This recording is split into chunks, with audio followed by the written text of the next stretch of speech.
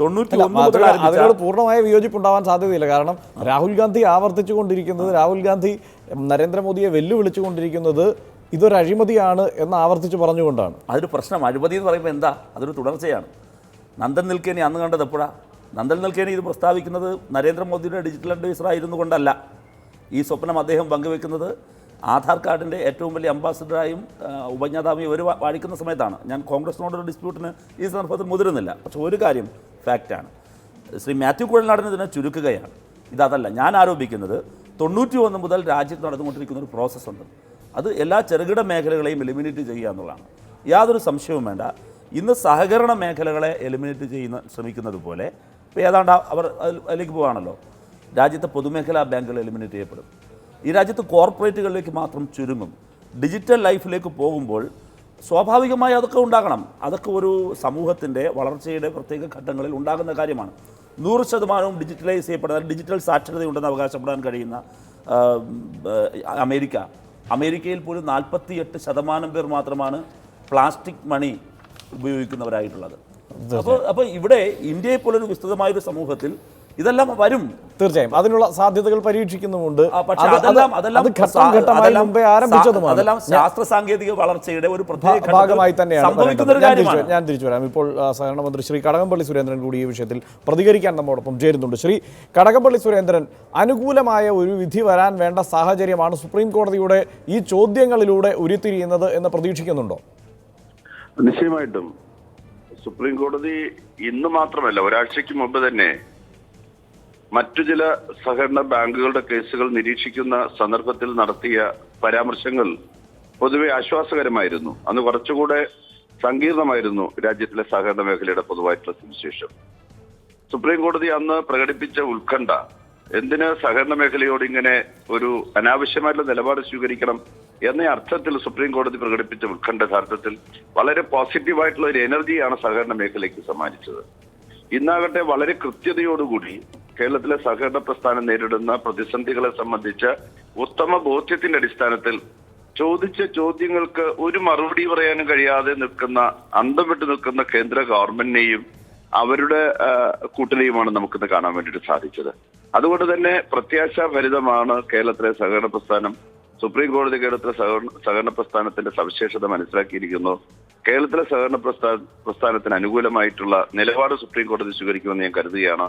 പക്ഷെ ഒരു വാരക്കാലമായി സുപ്രീം കോടതിയുടെ സമീപനം എന്താണെന്ന് മനസ്സിലാക്കിയിട്ട് പോലും നമ്മുടെ സംസ്ഥാനത്തിലെ സഹകരണ പ്രസ്ഥാനത്തോട് ദയയുടെ ഒരു അംശം കാണിക്കാനായിട്ട് കേന്ദ്ര ഗവൺമെന്റ് തയ്യാറായില്ല എന്നുള്ളത് കേന്ദ്ര ഗവൺമെന്റിന്റെ നിലപാട്. അത് തന്നെയാണ് ശ്രീ കടകംപള്ളി സുരേന്ദ്രൻ. എന്തായാലും ഈ ഒരു കാലയളവിൽ, അതായത് ഏതാണ്ട് 31-ാം തീയതി വരെ ഇതിങ്ങനെയൊക്കെ തന്നെ പോകേണ്ടി വരും എന്ന ആശങ്കയുണ്ടോ? കാരണം ഇത് നേരത്തെ ശ്രീ മാത്യു കുഴൽനാടൻ ഇവിടെ സംസാരിച്ചപ്പോൾ സൂചിപ്പിച്ചു, ഇത് പരമാവധി നീട്ടിക്കൊണ്ടു പോവുക എന്ന മട്ടിൽ, അല്ലെങ്കിൽ പ്രതികൂലമായ ഒരു വിധി വളരെ പെട്ടെന്ന് വരാതിരിക്കാൻ വേണ്ടിയാണ് ഈ 15 ദിവസത്തിനകം പ്രശ്നങ്ങളെല്ലാം പരിഹരിക്കപ്പെടുമെന്ന് പറയുന്നത്. അതുകൊണ്ട് വളരെ പെട്ടെന്ന് പരിഹരിക്കാനുള്ള ഒരു താല്പര്യം, അല്ലെങ്കിൽ സഹകരണ ബാങ്കുകളുടെ കാര്യത്തിൽ ഈ പ്രശ്നം പരിഹരിക്കാനുള്ള താല്പര്യം കേന്ദ്ര സർക്കാരിന് ഇല്ല എന്ന സംശയമുണ്ടോ? നിശ്ചയമായിട്ടും കേന്ദ്ര സർക്കാർ ഇത് പരമാവധി നീട്ടിക്കൊണ്ടുപോകാൻ തന്നെയാണ് ശ്രമിക്കുന്നത്. എങ്ങനെയും നിയമവാഴ്ചയെ മറികടക്കുന്നതിന് വേണ്ടിയിട്ടുള്ള വളഞ്ഞ വഴികളാണ് കേന്ദ്ര സർക്കാർ എല്ലാ കാര്യത്തിലും സ്വീകരിക്കുന്നത്. ഇക്കാര്യത്തിലും കേന്ദ്ര ഗവൺമെന്റ് സ്വീകരിക്കുന്നത് തന്നെയാണ്. പക്ഷേ യാതൊരു സംശയവുമില്ല, നമ്മുടെ സംസ്ഥാന ഗവൺമെന്റ് കേരളത്തിലെ സഹകരണ പ്രസ്ഥാനത്തെ സംബന്ധിച്ചിടത്തോളം അതിന്റെ സവിശേഷത മനസ്സിലാക്കി സഹകരണ പ്രസ്ഥാനത്തിന് നിലനിൽപ്പിന് ആധാരമായിട്ടുള്ള നിലപാടുകൾ സ്വീകരിച്ച് മുന്നോട്ട് പോകും. സഹകാരികൾ അതിൽ തന്നെ സംതൃപ്തരാണ്. അവര് ധൈര്യത്തോടു കൂടി തന്നെ മുന്നോട്ട് നിൽക്കുന്നുണ്ട്. സഹകരണ പ്രസ്ഥാനം വളരെ ശക്തമായിട്ടുള്ള ക്യാമ്പയിനുമായിട്ട് രംഗത്ത് വരികയാണ്. ഈ 11-ാം തീയതി ആ ക്യാമ്പയിൻ തുടക്കം കുറിക്കുകയാണ്. ഒരു മാസക്കാലം ദൈർഘ്യമുള്ള ക്യാമ്പയിന്റെ ഭാഗമായി കൂടുതൽ ആളുകളെ കേരളത്തിലെ സഹകരണ ബാങ്കുകളിൽ അക്കൗണ്ട് തുറക്കുന്നതിന് വേണ്ടി പ്രേരിപ്പിക്കുകയും കൂടുതൽ നിക്ഷേപം സ്വീകരിക്കുകയും ഒക്കെ ചെയ്തുകൊണ്ട് ഇന്നുള്ളതിനേക്കാൾ ശക്തമായിട്ടുള്ള നിലയിൽ സംസ്ഥാനത്തിലെ സഹകരണ പ്രസ്ഥാനം മുന്നോട്ട് പോകും. അതിന് സഹായകരമായിട്ടുള്ള നിലപാട് തന്നെയായിരിക്കും ഈ രാജ്യത്തിന്റെ പരമോന്നതമായിട്ടുള്ള നീതിപീഠത്തിന്റേതും സുപ്രീം കോടതിയുടേതും എന്ന് ഞങ്ങൾ സ്വാഭാവികമായിട്ടും വിശ്വസിക്കുകയാണ്. തീർച്ചയായും വളരെ ഈ ഘട്ടത്തിൽ പ്രതികരിച്ചതിന് ശ്രീ വി രാജേഷ്, ഇതിൽ ഈ സഹകരണ ബാങ്കുകളോടുള്ള നിലപാടിൽ വളരെ കൃത്യമായി രാഷ്ട്രീയമുണ്ട് എന്ന് സംശയിക്കാവുന്ന ഒരു സാഹചര്യം. നിങ്ങൾ ഈ കള്ളപ്പണം അല്ലെങ്കിൽ ഈ കള്ളപ്പണം കൊണ്ടുവന്ന് മാറാനോ അല്ലെങ്കിൽ അത് നിക്ഷേപിക്കാനോ അതല്ലെങ്കിൽ ഈ പഴയ 1000-ൻ്റെയും 500-ൻ്റെയും നോട്ടൊക്കെ മാറാനോ അനുവദിച്ചിരിക്കുന്ന ഒരു സ്വകാര്യ ബാങ്കിൻ്റെ ഒരൊറ്റ ശാഖയിൽ നിന്നാണ്, ഡൽഹിയിലെ ഒരു ശാഖയിൽ നിന്നാണ് 100 കോടി രൂപയുടെ കള്ളപ്പണം പിടികൂടിയിരിക്കുന്നത്. ഇന്ന് ഈ സർക്കാർ നടത്തിയ റെയ്ഡ് തന്നെയാണ്. പക്ഷേ 100 കോടി പിടികൂടിയത് നിങ്ങൾ അനുവദിച്ച ഒരു ബാങ്കിലാണ്. ഇവിടെ സഹകരണ ബാങ്കുകളുടെ കയ്യിൽ ആകെപ്പാടെ ഉള്ളത് 1082 കോടിയാണ്. 1082 കോടിയാണ്.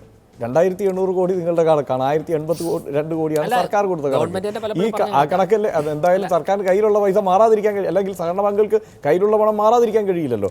ആ 1082 കോടി ആണോ നിങ്ങളുടെ വലിയ പ്രശ്നം? അല്ല, 1082 കോടി എന്നുള്ള ആ ക്വാണ്ടമല്ല, അത് കള്ളപ്പണമല്ല. അല്ല, അത് ജനം നിക്ഷേപിച്ച പണമാണെന്ന് കൂടെ ഓർക്കണം. മറ്റേത് കള്ളപ്പണമാണ് 100 കോടി. അല്ല ഹർഷൻ, ഞാൻ പറഞ്ഞോട്ടെ, 1082 കോടി രൂപ ഈ 3 ദിവസം കൊണ്ട് വന്ന ആ എമൗണ്ടിൻ്റെ വലിപ്പത്തിലല്ല പ്രശ്നം. ഇതിൻ്റെ സോഴ്സ് പറയാൻ വേണ്ടി ഇവർ തയ്യാറാകുന്നില്ല. ഞാൻ പറയാം, 100 കോടി രൂപ ഇനി ദിവസമല്ല കേട്ടോ, 17-ാം തീയതി വരെ വന്ന തുകയാണ്. ഇവിടെ 17-ാം തീയതി 100 കോടി രൂപ അല്ല, 3 ദിവസം കഴിഞ്ഞപ്പോഴാണ് ഈ കണക്കുകൾ പുറത്തു വന്നത്. മറ്റൊന്ന്, 100 കോടി രൂപ ഡൽഹിയിൽ നിന്ന് പിടിച്ചു എന്ന് ഹർഷൻ പറഞ്ഞു. ആരാ ന്യായീകരിക്കുന്നത്? അതിന് അങ്ങനെയുള്ള ആൾക്കാരെ പിടിക്കാൻ വേണ്ടി തന്നെയാണ് നിങ്ങൾ അനുവദിച്ചു കൊടുത്ത പുതുതലമുറ ബാങ്കിൽ നിന്നാണ് ഇത് കിട്ടുന്നത്. സഹകരണ ബാങ്കിൽ ഇവിടെ ആകെപ്പാടെ ഉള്ളത് 1082 കോടിയാണ് കളക്ട് ചെയ്ത് കിട്ടിയിട്ടുള്ളത്. ആ തുക മാറാനാണ് നിങ്ങൾ അനുവദിക്കാതിരിക്കുന്നത്. ആക്സിസ് ബാങ്ക് അനുവദിച്ചു കൊടുത്ത ഒരു ബാങ്കാണല്ലോ. ആക്സിസ് ബാങ്കിന്റെ കാശ്മീർ ഗേറ്റ് ശാഖയിൽ നിന്നും 2 ഉദ്യോഗസ്ഥർ, ഷോഭിത് സിൻഹ, വിനീത് സിൻഹ, 2 പേരെ സസ്പെൻഡ് ചെയ്തു. ഇപ്പോൾ എനിക്കൊരു മെസ്സേജ് വന്നു. ഞാൻ ചോദിക്കുന്നത് ആ 100 കോടി എന്നത് നിങ്ങൾ അനുവദിച്ചു കൊടുത്ത ബാങ്കിന്റെ ശാഖയിൽ നടന്ന കള്ളപ്പണത്തിന്റെ ഇടപാടാണ്. ഇവിടെ കേരളത്തിലെ മുഴുവൻ സഹകരണ മേഖലയിലെ നിക്ഷേപം എന്ന നിലയ്ക്ക് അവിടെ ചെന്നിരിക്കുന്നത് 1082. എന്നെ ആൻസർ പറയാൻ അനുവദിക്കൂ, കംപ്ലീറ്റ് ചെയ്യട്ടെ. അതായത് ഞാൻ പറഞ്ഞത്, ഈ ആക്സിസ് ബാങ്ക് അനുവദിച്ചു കൊടുക്കുന്ന ബാങ്കാണല്ലോ. അവിടെ നിന്ന് 2 മാനേജർമാരെ അറസ്റ്റ് ചെയ്തിരിക്കുന്നു, 27 പേരെ സസ്പെൻഡ് ചെയ്തു. അതായത് അനുവദിച്ചു കൊടുത്ത സ്ഥാപനങ്ങൾ പോലും കള്ളക്കളികൾ നടക്കുന്നുണ്ട്. അനുവദിച്ചു കൊടുത്തു എന്ന് കരുതിയിട്ട് അവിടെ കള്ളക്കളി നടക്കുന്നില്ലെന്നല്ല. ഇപ്പം ഞാൻ ചോദിക്കട്ടെ, ആ സമയത്താണ് നിങ്ങൾ സഹകരണ ബാങ്കുകളെ അനുവദിക്കാതിരിക്കുന്നത്. സഹകരണ ബാങ്ക് ഇത് ഒരൊറ്റ ബ്രാഞ്ചിൽ 100 കോടിയുടെ 44 അക്കൗണ്ടുകളിലായി 100 കോടിയുടെ കള്ളപ്പണം ഉണ്ടെങ്കിൽ ഇവിടെ ആകെ കളക്ട് ചെയ്തിരിക്കുന്ന തുക 1082 കോടിയാണ്. 1,33,000 കോടി രൂപ അല്ല 1,33,000 കോടി രൂപ കേരളത്തിലെ സഹകരണ ബാങ്കുകൾ ഉണ്ട് എന്ന് പല കണക്കുകളും പുറത്തു വന്നിട്ടുണ്ട്. ഗവൺമെന്റ് തന്നെ പറഞ്ഞിട്ടുണ്ട്. ഇത്രയും പൈസ പറഞ്ഞ കണക്ക് 1 ലക്ഷത്തിൽ താഴെയാണ്. ഇത്രയും പണത്തിൽ നല്ലൊരു ശതമാനം പണം KYC റൂൾസ് പാലിക്കാതെ വന്ന പണമാണ് പ്രാഥമിക സഹകരണ സംഘങ്ങളിൽ. കൃത്യമായ കണക്ക് ആരാ തരേണ്ടത്? ഒന്നുകിൽ കോപ്പറേറ്റീവ് ഡിപ്പാർട്ട്മെന്റ് തരണം, അല്ലെങ്കിൽ സഹകരണ ബാങ്കുകൾ പുറത്തു വിടണം, അല്ലെങ്കിൽ സഹകരണ മന്ത്രി പുറത്തു വിടണം. ഇത്രയും കാലം ഇപ്പൊ ബഹുമാനപ്പെട്ട മുഖ്യമന്ത്രി പറഞ്ഞല്ലോ, we are ready to accept KYC rules. അതിനർത്ഥം ഞങ്ങൾ ഇത്രയും കാലം KYC പാലിച്ചിട്ടില്ല എന്നുള്ളതല്ലേ? അല്ല, ഇത് ഞാൻ ഒരൊറ്റ കാര്യം പറയട്ടെ. മുഖ്യമന്ത്രിക്ക്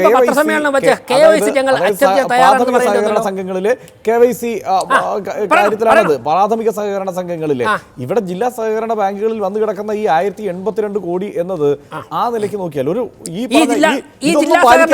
ഈ പുതുതലമുറ ബാങ്കുകളിൽ അടക്കം ഇതൊന്നും പാലിക്കുന്നില്ല എന്ന വാസ്തവം ഉണ്ട്. പുതുതലമുറ ബാങ്കുകളെല്ലാം ശരിയായിട്ട് പോകണമെന്നുള്ള അഭിപ്രായം ഞങ്ങൾക്ക്. നമുക്കറിയാലോ, ഇപ്പൊ ബാങ്കിൽ പോകുമ്പോഴാണ് KYC നിങ്ങൾക്ക് ഉണ്ടോ ഇല്ലെങ്കിൽ നമുക്കത് ഇനി കൊടുക്കണം എന്ന് പറഞ്ഞ് ഈ പ്രധാനപ്പെട്ട ബാങ്കുകളെല്ലാം ചെയ്യുന്നത്.